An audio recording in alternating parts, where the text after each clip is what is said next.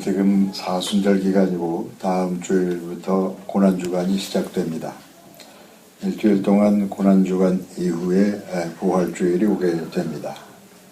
사순절은 예수님의 고난과 십자가를 묵상하는 절기로서 죄 용서와 화해가 실천적으로 나타나야 하는 절기가 되기도 합니다.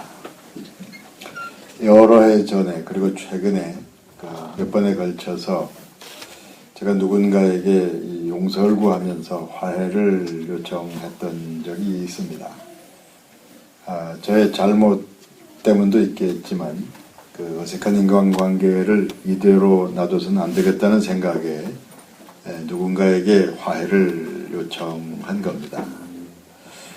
인간관계를 이대로 놔두면 앞으로 또 자녀들에게까지 영향을 미치게 될 거라는 염려를 했기 때문입니다.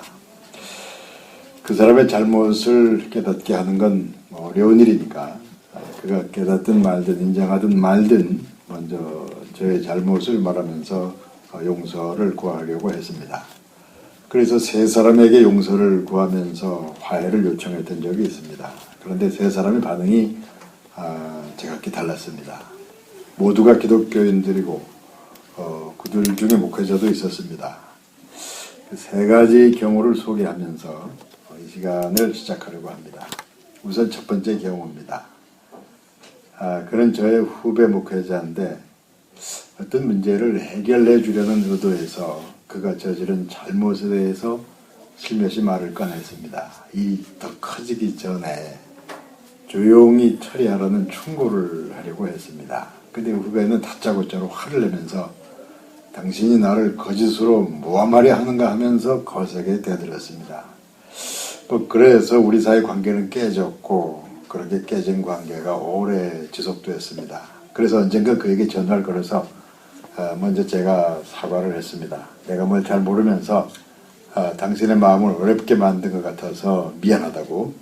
그러자 후배는 멋쩍은 목소리로 선배님께서 그렇게 말씀하시니까 제가 죄송합니다 하는 정도로 마무리 짓고 말았습니다. 사건 내용이 더 알려지는 걸 염려해서인지 그 후배는 더 이상 말을 하지 않았고 더 이상의 관계도 없게 되었습니다. 그러니까 화해라고 말하기가 어색한 화해 사건이었습니다. 그것이 제가 누군가에게 용서를 구했던 첫 번째 화해 사건입니다. 이어서 두 번째로 제가 용서를 구했던 화해 대상은 나이가 많은 분이셨습니다. 그분을 찾아가서 저의 잘못을 말씀드리면서 용서를 구했을 때 그분이 생각지 못한 반응을 보이셨습니다. 그때 그분 연세가 80세 정도였는데 그 노인이 자리에서 발떡 일어서면서 소리를 지르셨습니다. 그게 무슨 소리요? 잘못은 다 내가 저질렀는데 왜 당신이 사과하는 거요? 하면서 그분이 눈물을 흘리셨습니다. 그래서 그 자리에 있던 모든 사람이 다 울었고 또 모두의 마음이 열리면서 진정한 화해가 이루어진 듯 했습니다. 그게 두 번째 화해 사건이었습니다. 그리고 나서 얼마 전에 세 번째로는 이런 화해 사건이 있었습니다. 그분을 찾아가서 먼저 제 잘못을 말하면서 또 용서를 구했습니다. 앞으로 또 자녀들 세대에는 어색한 관계를 남기지 말자는 제안을 했습니다. 근데 그때 반응이 참 의외였습니다. 이제야 당신의 죄를 진실로 깨달았는가 하는 듯한 그런 말씀을 하셨습니다. 아주 오래된 30-40년 전 일을 거론하면서 당신은 그때 큰 죄인이었다는 말씀을 하셨습니다. 그러면서 자신은 요즘 하나님의 은혜 가운데 잘 살고 있다는 또 그런 말씀을 하셨습니다. 그분의 대답을 들으면서 내가 생각지 못한 잘못들이 있었겠구나 생각하면서도 또 한편으로는 이런 생각이 들었습니다. 이게 좀 지나치지 않은가. 자신의 잘못에 대해서는 전혀 언급 없이 큰 죄인인 너를 내가 용서하노라 하는 반응 보이는 게 참 충격적이었습니다. 그래도 어쨌든 간에 어떤 의미의 화해는 이루어진 듯 했습니다. 이해가 좀 덜 되긴 해도 내가 먼저 화해를 구한 것이니까 더 이상 별다른 말을 못하고 그냥 돌아오고 말았습니다. 그 입장을 바꾸면 제각기 나름대로 할 말이 있겠구나. 그렇게 인생이 참 어렵겠구나. 그러니까 최종적 판단은 하나님께 맡길 수밖에 없는 게 아닌가 하는 생각을 했던 적이 있습니다. 인간이 판단하기 어려운 마지막 지점에서 저는 하나님의 판단을 바라면서 그냥 돌아와야만 했습니다. 대학에서 교육학을 가르칠 때 교육받는 교육 대상에 대해서 두 가지 의미를 부여합니다. 누군가를 가르치려면 현재 그 교육 대상인 현재 그 사람을 생각해야 합니다.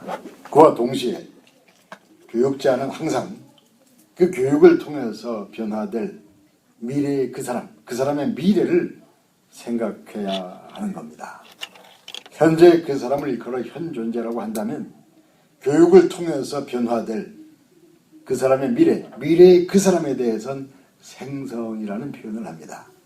교육을 통해서 생성될 미래의 그 사람의 미래를 가리키는 겁니다. 그러니까 교육자는 존재와 생성을 동시에 생각해야 하는 겁니다. 아기를 키우는 엄마는 현재의 그 어린 아기를 사랑하며 양육해 갑니다. 동시에 아기가 커가는 미래를 생각하면서 또 기대하면서 살아갑니다. 현재의 아기와 성장해서 변화될 아기의 미래를 동시에 생각하게 되는 겁니다. 아기 키우는 일이나 교육이 그러하다면 신앙생활도 역시 그러합니다. 우리의 신앙생활은 현재 어려움 중에 있는 나를 생각하면서 동시에 신앙을 통해서 변화될 미래의 나의 미래를 기대하며 살아가는 것입니다.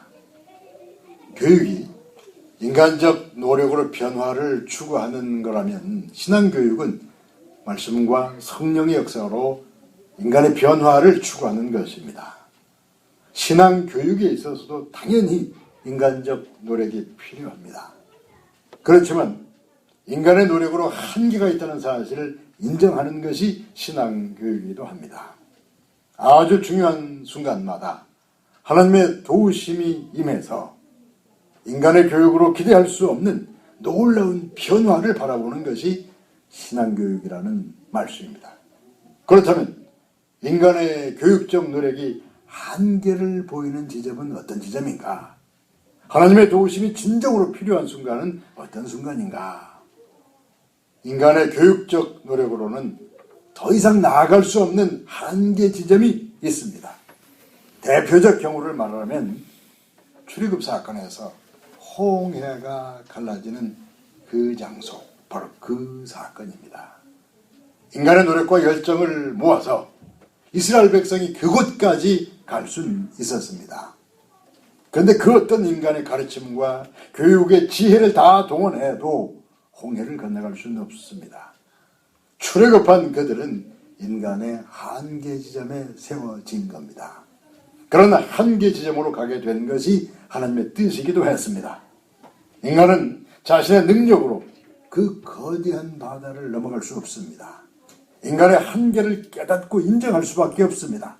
한계를 깨달은 인간은 좌절하고 절망해서 주저앉든가 아니면 하나님의 손길을 바라봐야만 합니다. 바로 그런 지점에서 하나님께서는 우리에게 새로운 시작을 보이셨습니다. 하나님과 동행하는, 하나님의 인도를 따르는 새로운 시작을 알리신 겁니다.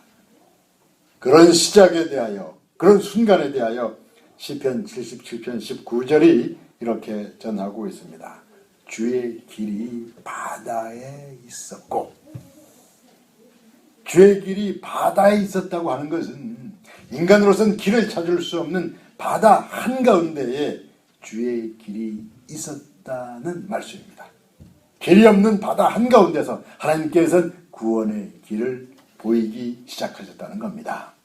그러니까 인간의 한계 지점에서, 인간의 끝에서 하나님의 시작이 나타난다고 말씀드릴 수 있는 것입니다. 우리는 그것이 끝이라고 생각했는데 하나님께서는 바로 거기서부터 새롭게 시작하셨습니다. 더 이상 길이 없다 했는데 하나님께서는 바로 그곳에 구원의 길을 예비하셨고 우리를 기다리셨습니다. 사람의 생각과 판단으로는 더 이상 길이 없어 보였습니다. 그래서 제자들은 예수님과 십자가를 등졌고 백성들은 세상 권력자 편에 서서 열심히 소리를 질렀습니다. 그때 그 백성들은 예수를 십자가에 못 박으라고 외치고 있었습니다. 그 외에는 별 도리가 없다고 생각했을 겁니다. 그런데 하나님께서는 그렇게 끝장내리는 인간들과 함께 새롭게 시작하셨습니다. 하나님께서는 인간들이 끝장내려 했던, 결국은 끝장내고만 십자가에 예수 그리스도를 다시 살려내셨습니다. 그러면서 하나님께서는 구원의 새로운 시작을 알리신 것입니다. 모든 사람이 골고다 십자가 처형은 인간의 끝이요 절망의 끝이라 생각했는데 하나님께서는 바로 그 십자가를 넘어서 부활의 영광을 나타내셨습니다. 만물을 새롭게 시작하는 구원의 시작을 알리신 것입니다. 그러니까 시대가 어둡고 삶의 미래가 안 보일수록 우리는 예수 그리스도를 통해서 새롭게 시작하시는 하나님을 바라봐야 하는 겁니다. 그래서 성령의 도우심을 구하며 기도해야 하는 것입니다. 성경의 마지막 그 부분에 이런 말씀이 나옵니다. 요한계시록 22장 20절을 통하여 사도 요한이 이렇게 외치며 기도합니다. 아멘. 주 예수여 오시옵소서. 만물을 새롭게 시작하시는 우리 주님이시여. 아멘. 주 예수여 오시옵소서. 더 이상 길이 안 보이는 세상의 끝에 세워진 저에게로 아멘. 주 예수여 오시옵소서. 주께서 오셔서 새롭게 시작하시옵소서. 그런 기도가 여러분들의 사순절 기도가 되기를 기원합니다. 언젠가 말씀드린 적이 있는 이야기인데 그 조선시대로부터 전해져 온 교육에 대한 이런 이야기가 있습니다.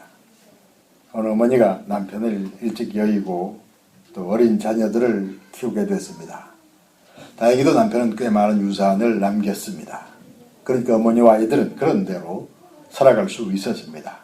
근데 가족 모두가 어디론가 이사를 가야만 했습니다. 그래서 여러 날에 걸쳐 이삿짐을 다 준비한 다음 이사 가기 전날 밤 깊은 시간에 어머니는 몰래 뒷마당으로 가서 깊은 구덩이를 봤습니다. 그리고 구덩이에서 어떤 항아리를 파냈는데 항아리에 꽤 많은 돈이 담겨 있었습니다. 남편이 남긴 유산이, 많은 유산이 거기에 들어 있었습니다. 그 유산을 가지고서 이사를 가려는가 했는데 그게 아니었습니다. 어머니는 조금 더 먼 곳으로 가서 더 깊은 구덩이를 파더니 그 항아리를 거기에다 묻어버리고 말았습니다.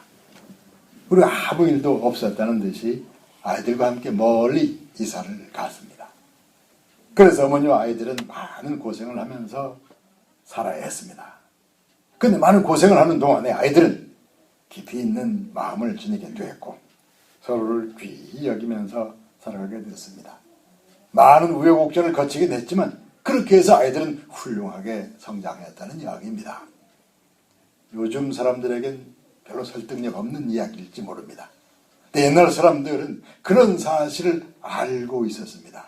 현실적인 풍요는 미래를 바라보는 인간의 눈을 어둡게 만든다는 겁니다.